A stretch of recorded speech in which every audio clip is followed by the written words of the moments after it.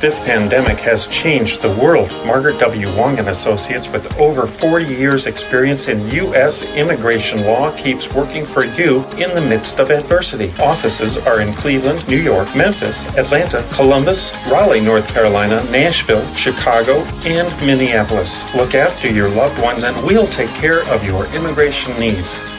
Please call us at 216-279-3984. That's 216-279-3984. Hello, everybody. My name is Juan Carlos Brando. Thank you for joining us today in our noon show. So if you're having lunch, I hope you enjoy it. And, you can ask your questions while you're having your lunch or having a free time at noon, because it's a good opportunity to ask any questions to Miss Margaret W. Wong, who has been working in the immigration field for over 40 years in the United States. She graduated and started working in the immigration field in 1977, and we are already in 2021. So it's been over 40 years, almost 44 years, that she has been working in this field. So she may know a little bit about immigration. So thank you very much, Ms. Wong, for having us today, for sharing your knowledge, your experience about the immigration field. How are you doing today? I'm very good, and thank you. I heard it snowed there in Cleveland today. Yes. 4 inches, right? Yes, it's wet, the floor. Wow. Which I found it interesting. Yes. Yes. Here in Atlanta, it's been really cold, but no snow. As usual, no snow here.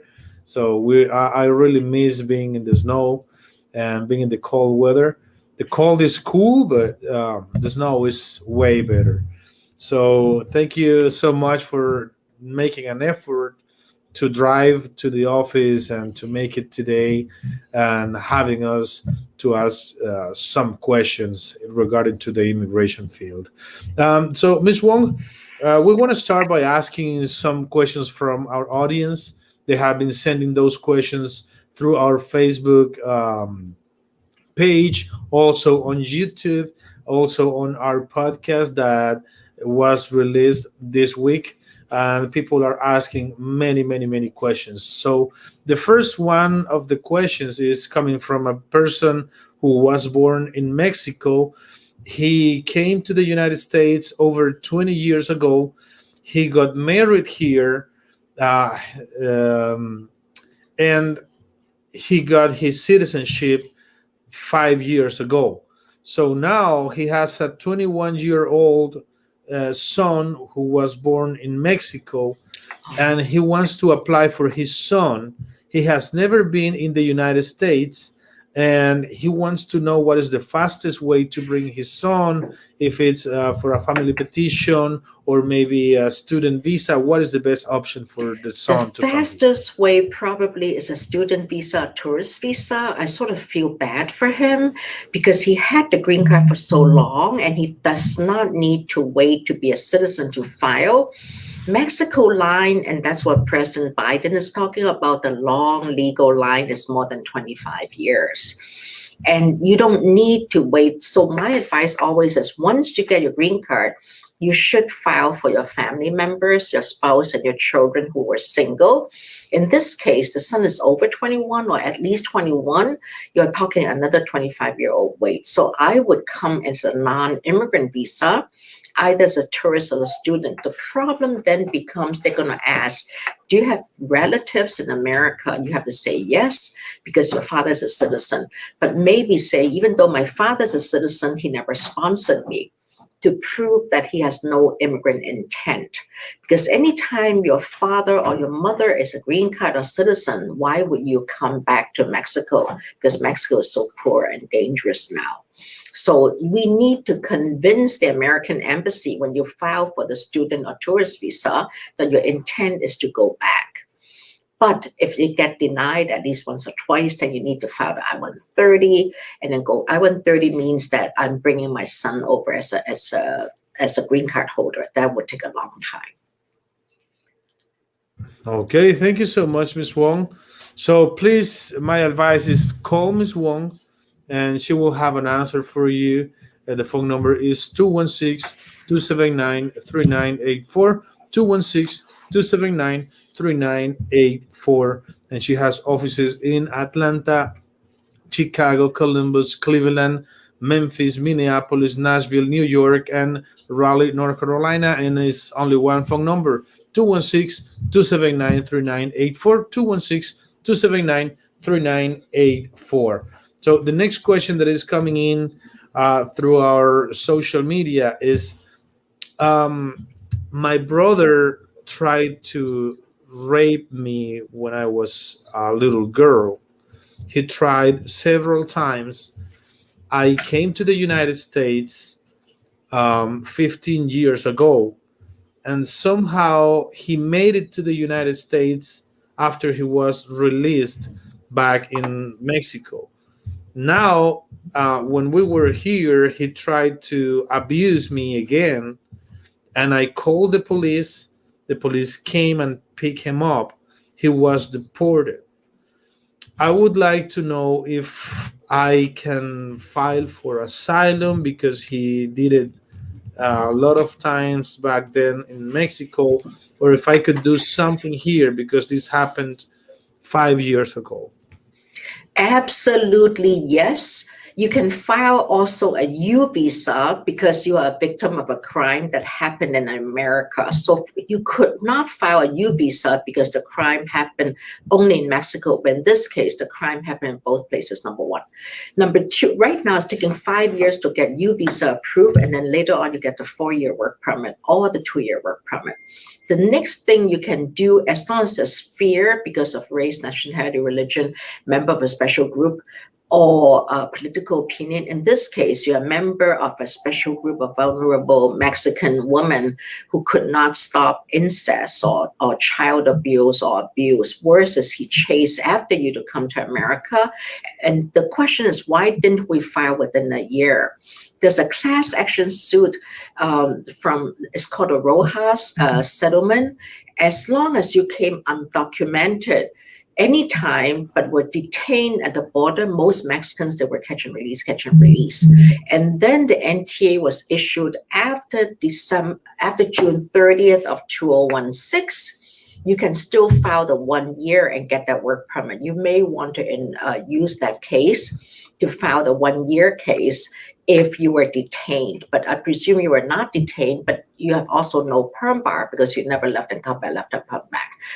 And I wonder if you qualify for DACA because you came 15 years ago, the brother came 5 years ago and abused you again 5 years ago and was deported. So definitely applied for the U visa. And also, I wonder if he had heard other people. There's a S visa and T visa on transport and snitch. But if not, apply for the asylum because at least you get a work permit under the Rojas group in about 7 or 8 months. And also look at other types of visas and also look at DACA if you came to America before June 15th of 2007. Thank you so much, Ms. Wong. This is a very interesting case. We are very sorry for what you have been going through, but there's always a purpose in these things, and you can probably apply for some immigration benefit. So please call today to the office of Ms. Wong, 216-279-3984, 216-279-3984. Ms. Wong, this next question says, I have been here in the United States for 4 years. Is there anything I can do to get an immigration relief? As I said earlier, under Rojas, if you came to America before June 30th of 16, or even after, if you were detained at the border, you could file asylum. The deadline is April 2022, and still get that 1 year, the 2-year work permit if you file before that deadline. But it depends on where you're detained. You could have come 20 years ago, were detained, and still file Rojas. But if you couldn't do that, I always tell my clients, think like that case, like that girl that earlier. Why did I come to America? I came because of the inability of my government to protect me, even though maybe he was in jail, maybe he was not. But then you cannot let people chase me all the way to America. Is this not right? So you ask yourself, why did I come to America 4 years ago? If you came legally and if your parents in America, you don't even need to do asylum. You can do a perm or even H-1B. Then you have to leave the country and come back with a waiver. So there are other ways to work the case. Asylum is not always the only answer. Thank you so much, Ms. Wong. And yeah, that's very true about this asylum questions that people have. So please feel free to call Ms. Wong. The phone number is 216-279-3984, 216-279-3984. So this next question that is coming in through our Facebook is, do I need an attorney for to fill out the form I-160? That's a non-immigrant visa, I presume. That's a form called DS-160. That means that you're applying to come as a tourist, as a student. You do not need a lawyer to fill out that form. If you have someone who speaks English in America, you can have them help you. Like they'll have date of birth, place of birth. The most important questions are three. Were you ever in America? If so, for how long? So for example, I have a lot of clients who were here, left 15 years ago, and now wants to come back on a tourist visa. So the answer is yes, I was there so-and-so date. I stayed there with no visa, but then I left more than 10 years ago. So to fill your 10-year bar. That's the most important question. The second question that's also very important, do you have relatives in America, any family or relatives in America? That's very important because in the eyes of immigration, the more relatives you have in America, the more you would not go home because you don't have enough ties at home. So you would not go home, so they'll deny the visa. So I would always explain, relatives doesn't mean uncles and aunties. It only means your parents, your spouse, and your children. So if you have parents, spouse, or children in America, put that down and explain you haven't seen them for years. It was a very strange relationship or something like that. The third important question on the DS-160 is there's like ABCD. Did anybody apply for visa petition for you? So for example, you have a father who I just answered, that's from Mexico, that is a citizen. And so you can say I-130 filed 2 years ago, but it'll take another 23 years. And they know that. So for that, normally it's no big deal because the line is so long. But for example, you're from El Salvador, your mother has a green card and you're single, that's a problem because that takes only 4 years. So they're worried that we'll come to America, we'll stay here. So did anybody apply for visa petition for you? Did you ever file labor certification? Mostly the answer is no for South Americans, but for Chinese and Indians, sometimes it's yes, because I already have an employer waiting for me to go there. So now I want to get a tourist visa. Will you be working illegally there? So that's an important question. Have a labor cert being filed for you. So visa petition, labor cert, these are all important questions. So if you never were in America, you never filed for tourist visa, so you never lied, you have no family members in America, and nobody ever filed petition for you. Now, if you have some money, you have enough money in the bank to show when you go to America, if you suddenly became unhealthy, you had a heart attack, you have enough money to help yourself, then you should be granted the visa, but it's very difficult to get visa granted. But if you're from Mexico, if you're from a northern side, it's also easier to get the BCCC, the border crossing, because they come shopping, they leave, they come shopping, they leave. And don't forget, trade is important to American. So which means that, for example, I keep going there and buy stuff and I sell it in the markets in Mexico. American people are making money from you, which means that the border towns that need our business, you go to America, you have lunch there, you buy pizza there, and then you buy some stuff. And then most rich Mexicans, they'll come and they'll buy like all the diapers or the milk because they don't trust their own milk because of the virus. And the Chinese people, they do the same through Hong Kong. So these are all things to remember when you fill the DS-160. That's a tourist visa form, a student visa, H2 or something like that. Thank you so much, Ms. Wong, for this answer. And just please send us your questions right now. We are answering each one of them, and Miss Wong has some time yet in this show, so please feel free to ask your questions while we are live. So Javier is asking this next question. I am interested in studying in the United States. I am from China. What should I do? A Chinese with Javier, that's interesting. So you're from China, you need to fill out the DS-160. Actually, before that, you need to apply to an American university. Like when I first came, I got accepted to Ottumwa Heights College. That was in 1968, 69 in Iowa, all girls Catholic school. So once you first get accepted into a school, second, and most schools now they need that SAT or those testing. Some schools don't, but the better schools they do. But now, just this 1 year, 2 years, they're talking about getting rid of that. So first, apply to school. Second, once you're accepted, get the I-20. Third, with the I-20, now you fill out the DS-160, the form I just talked about. Number four, once you fill it out within a few days, they'll tell you to go pay like $120, $150 in a local bank. Then next thing is once they received the money, they'll give you an appointment date. If you couldn't go at that time, you can cancel. They'll give you another one.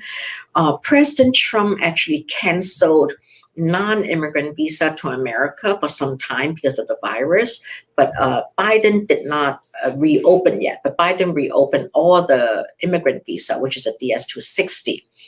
So, but once it's opened up, you can go for the visa call, the interview for the non-immigrant visa, and then if it's approved, you can come to America. It's very simple. It's not difficult. It's not rocket science. Thank you so much, Ms. Wong. And yeah, when you know something is very good because when you have an attorney that know the answer for your question is the best thing you can experience because they know what to do with your case. And I'm just saying that sometimes if I go to a doctor and that doctor doesn't know what to do with me, I'm not gonna trust that doctor. And that it's the same because some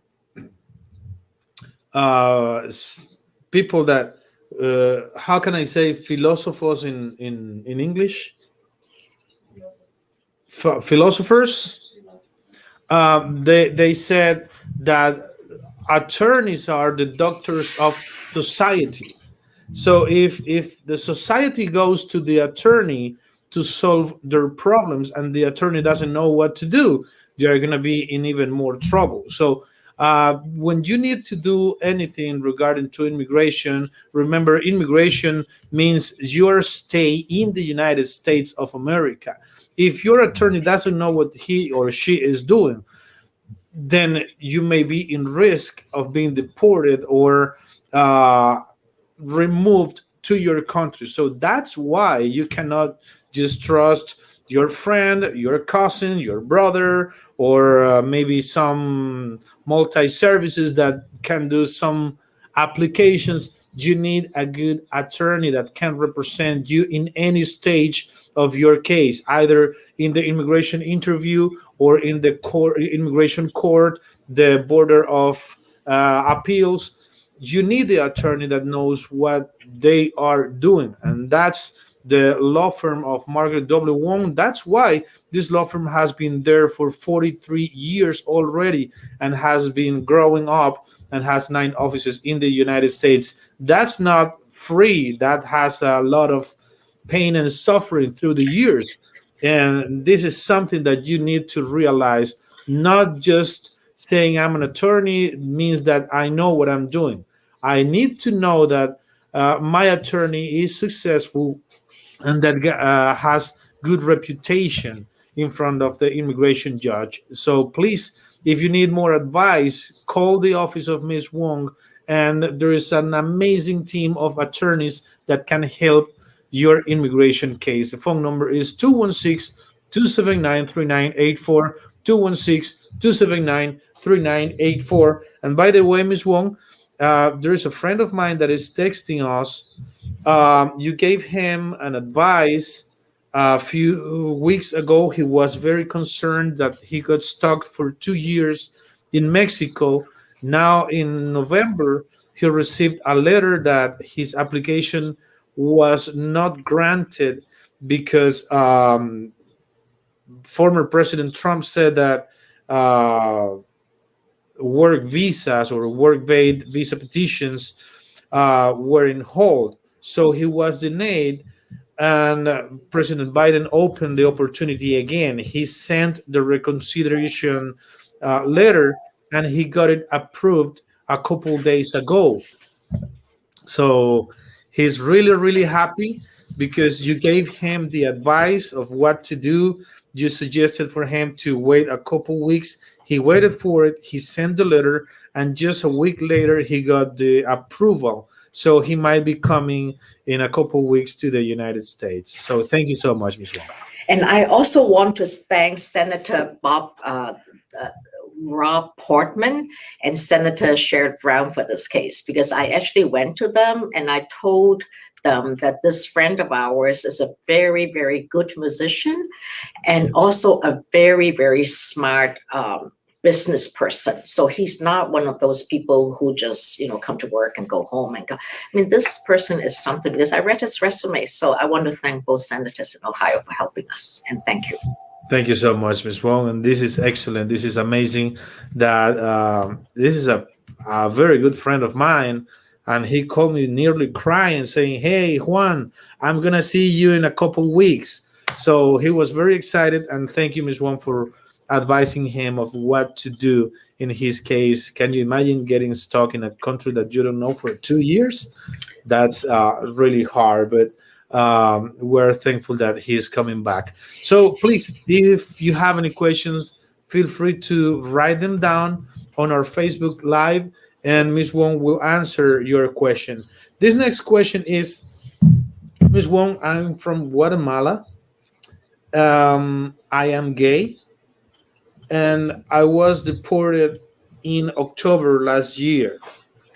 When I was deported back to Guatemala, everything was horrible, a lot of discrimination in my country, and I decided to come back right away. So my question is, having been deported, can I apply for asylum now that I came back? Or what are my options? I am gay and I am discriminated in my country. Okay, so the question is, why were you deported the first time? Is it because you didn't have a lawyer representing you, or you didn't know you had a final order of removal because it's an abstention, you just didn't show up because you didn't know? Were you detained first time when you came at the border? Because Guatemala, unlike Mexico, they have no catch and release. So you probably were not detained, because if you were detained, you would have been deported back to Guatemala and came back undocumented. So the question then is, how were you picked up after you came to America, stuff like that? I would like to look at the first deportation record. Did you ever tell them you were gay? And if not, why not? If you told them what happened? Because Guatemala is a very pretty Guatemala. Do you speak another language? Like instead of Spanish, do you speak Quiche, indigenous? Because Guatemala have like 270 indigenous population.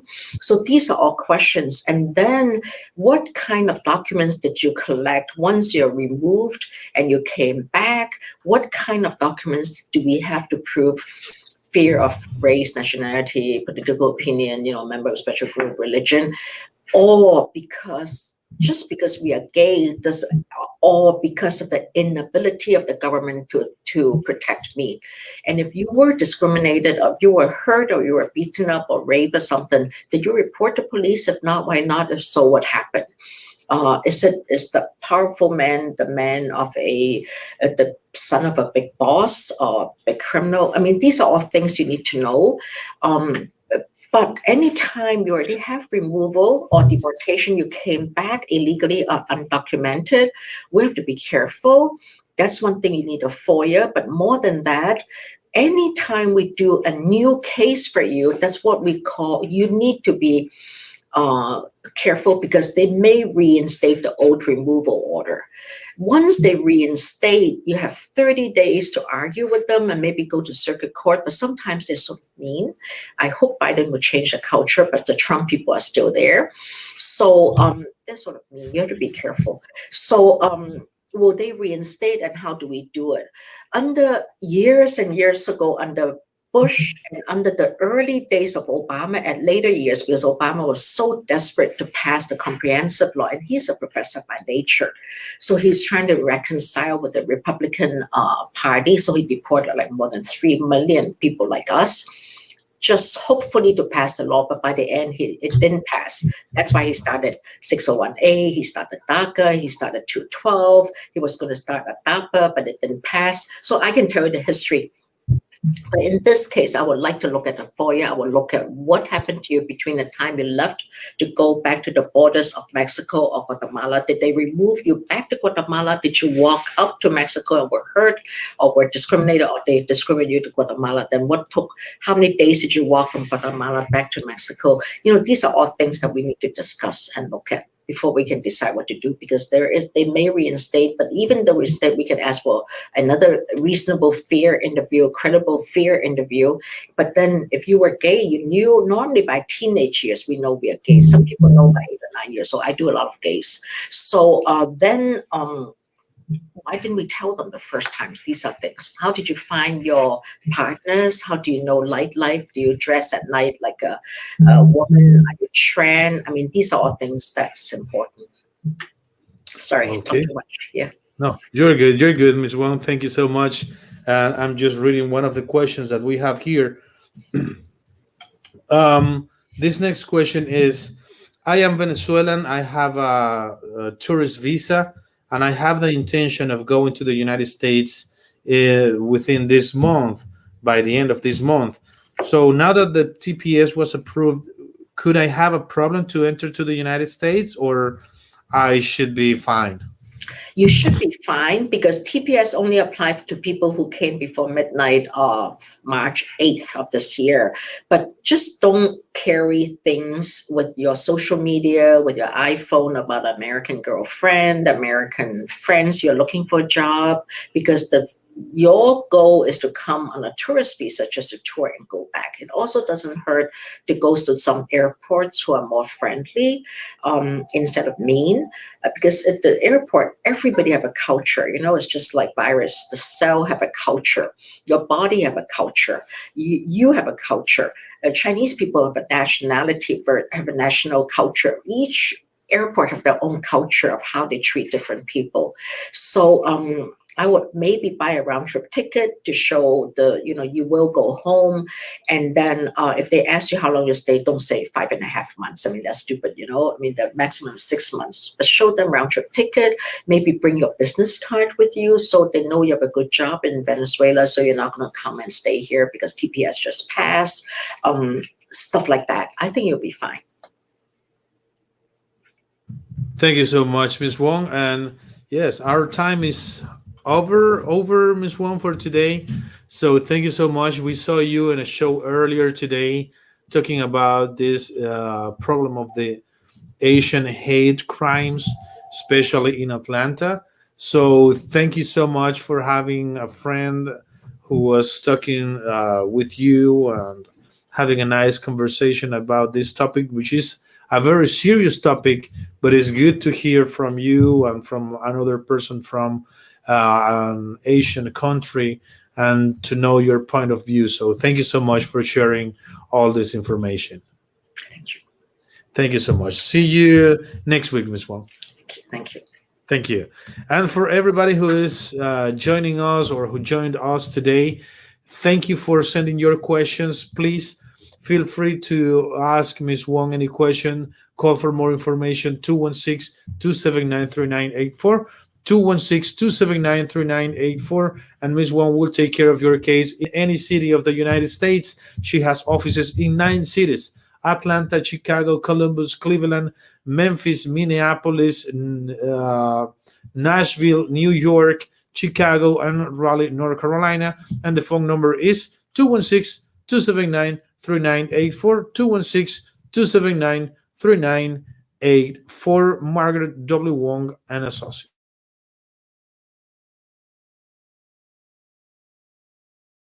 This pandemic has changed the world. Margaret W. Wong and Associates, with over 40 years experience in U.S. immigration law, keeps working for you in the midst of adversity. Offices are in Cleveland, New York, Memphis, Atlanta, Columbus, Raleigh, North Carolina, Nashville, Chicago, and Minneapolis. Look after your loved ones and we'll take care of your immigration needs. Please call us at 216-279-3984. That's 216-279-3984.